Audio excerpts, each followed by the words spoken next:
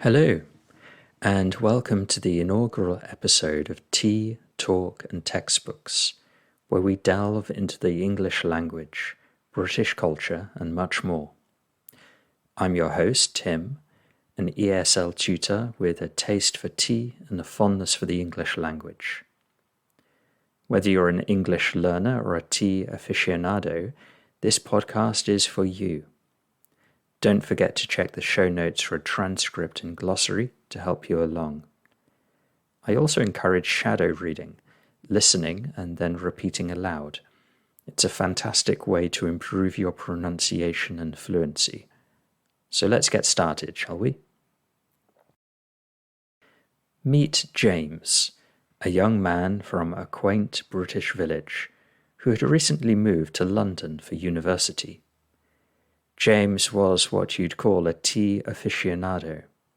He had a tea for every occasion, Earl Grey for studying, peppermint for relaxation, and the classic English breakfast for, well, all the time. Eager to share his love for tea with his new flatmates, James decided to host a quintessentially British tea party. He sent out invites that read, "You're cordially invited to a British cultural extravaganza, a tea party. Dress code, casual, but a stiff upper lip is encouraged."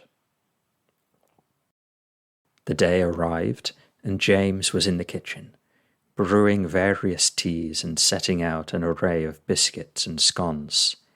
He even prepared cucumber sandwiches, with the crust diligently removed, naturally. His flatmates began to arrive, intrigued yet slightly puzzled. "Is this a daily thing for you Brits?" asked Marco, his Italian flatmate. James laughed. "Not daily, Marco, just on days that end in Y." As they settled in, James launched into his tea etiquette 101.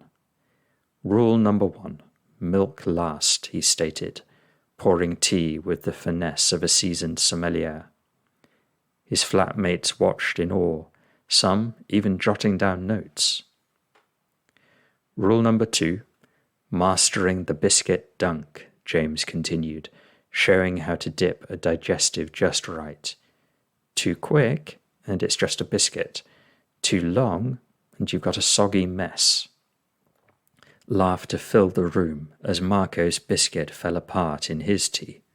The infamous biscuit flop, a rite of passage, James reassured him.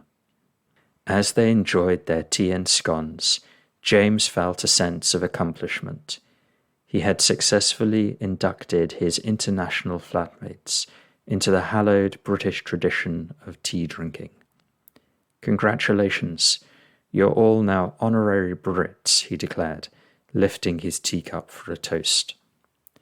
"Wait, what about the royal family?" asked Yumi, his Japanese flatmate. James smiled. "Well, they couldn't join us today, but I'm sure they're enjoying a cuppa somewhere."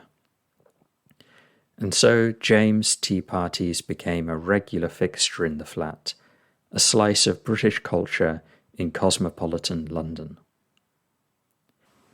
Thank you for tuning in to this escapade through British tea traditions.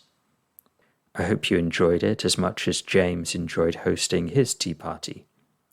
If you liked this episode, please give it a thumbs up and subscribe for more captivating stories and useful language tips. Don't forget to check the show notes for a transcript and glossary. And remember, shadow reading can be a great way to enhance your English skills. Until next time, keep calm and carry on sipping.